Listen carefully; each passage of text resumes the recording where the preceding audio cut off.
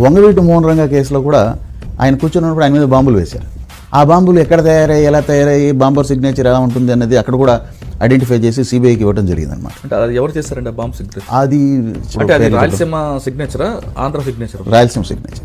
SP Rammohan, మీరు ఆ రోజుల్లో ఉన్నారన్నారు కదా, మీకు అన్నారు కదా కడప బాంబులు వచ్చినాయి ఇక్కడికి, అవి బాంబుల యొక్క శకలాలు అవి తీసుకున్నాము మేము ప్రూఫ్ల కింద అని చెప్పని మాట్లాడుతున్నావు కదా. నువ్వు ఒక సిన్సియర్ ఆఫీసర్ అనుకుంటా కదా బహుశా, అంటే నువ్వు చెప్పుకునేది నువ్వు ఒక సిన్సియర్ ఆఫీసర్ అని చెప్పుకుంటున్నావు అంతేనా?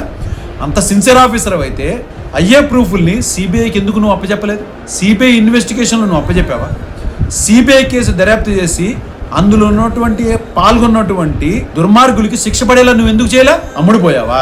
నువ్వే కాదు, ఆ రోజు ఎస్పీగా ఇక్కడ ఉన్నటువంటి వ్యాస్ కూడా మీ అందరూ ప్రభుత్వానికి తొత్తుల్లాగా పనిచేసి ఒక ప్రజా నాయకుడిని చంపడానికి పూర్తిగా మీరందరూ కూడా సహకరించారు అనేది చాలా స్పష్టంగా నేను ఎన్నో మాధ్యమాల్లో చెప్పాను. నేను పోలీస్ అండదండలతోనే రంగా గారిని చంపడం జరిగింది అని చెప్పాను. అవునా కాదా? ఎందుకంటే రంగా గారు ఒక మంచి ప్రజాదరణ ఉన్నటువంటి ఒక నాయకుడు ఎదుగుతుంటే ఆ రోజు తెలుగుదేశం ప్రభుత్వం తట్టుకోలేక అతని ఎదుగుదలను చూసి ఓర్వలేక అతన్ని నడి రోడ్డు మీద చంపించారు. సత్యాగ్రహం చేస్తుంటే, నిరాహార దీక్ష చేస్తున్న వ్యక్తిని. ఆ జరిగినటువంటి సంఘటనకి ప్రత్యక్ష సాక్షిని నేను ఎన్నో సందర్భాల్లో చెప్పా. 25 అడుగులు దూరంలో చూశానని చెప్పాను.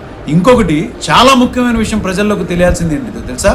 ఆ జరిగిన ఇన్సిడెంట్ కి కరెక్ట్ గా 1 ఫర్లాంగు దూరంలోనే పోలీస్ స్టేషన్ ఉంది. ఏమైపోయారు పోలీసులు? 2 ఫర్లాంగుల దూరంలో ఎస్పీ ఆఫీసు, ఇల్లు 2 ఉన్నాయి. 40 నిమిషాల పాటు జరిగినటువంటి ఆ మారణ హోమాల్లో ఎంత సమయం పట్టింది? వాళ్ళు రావడానికి ఎందుకు టైం తీసుకున్నారు? నడుచుకుంటా, వెహికల్స్ ఏం వేసుకురావక్కల, నడుచుకుంటా కనీసం పాక్కుంటూ వచ్చినా కూడా వచ్చేసేయగలిగేవాడు. రాలేదంటే ఇది మీ అందరి యొక్క ప్రమేయం, మీ అందరి యొక్క ఇన్వాల్వ్మెంట్ తో జరిగింది కదా. ఇది మీరు సిన్సియర్ ఆఫీసర్లుగా మీరు కూర్చుని ఇంటర్వ్యూలు ఇచ్చుకుంటున్నారా? సిగ్గుండాలా?